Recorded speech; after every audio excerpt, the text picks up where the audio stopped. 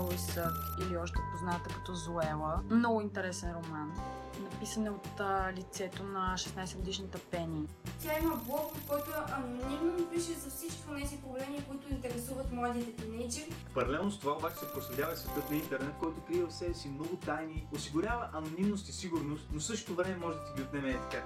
Хареса ми това, че по актуален начин са проследени теми, свързани с приятелството, любовта, разочарованието, животът в интернет и страховете, които всеки един от нас има.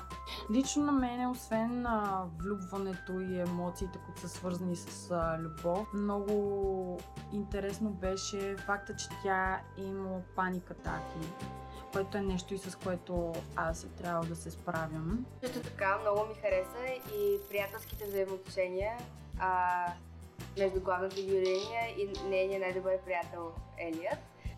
И може би това е темата, която е най-близка до мен, защото как да кажа, аз повече си държа с момичетата. Все едно за мен чета. Също така се посмях с гласа на непохватните и недодявани случки и моменти в книгата, които за съжаление обаче са ми до болка познати. Сред посланията, които книгата ни дава, най-ясно изразено е това, че човек трябва да вярва в себе си.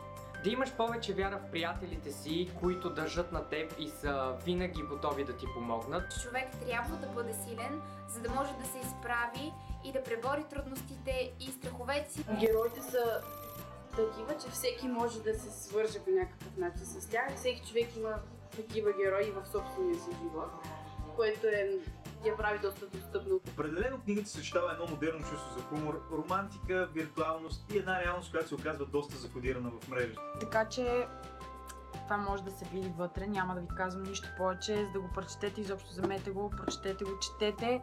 Това е много важно. Това е от мен и ви пожелавам приятни моменти, докато четете.